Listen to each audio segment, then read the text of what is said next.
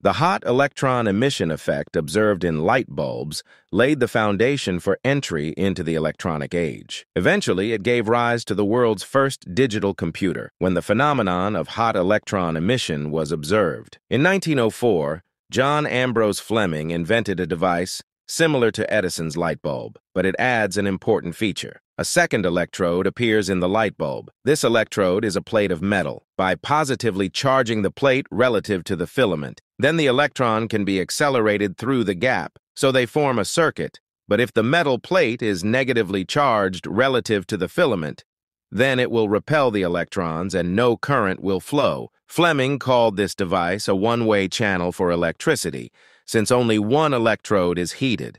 Electrons can only flow from the filament to the plate and not vice versa.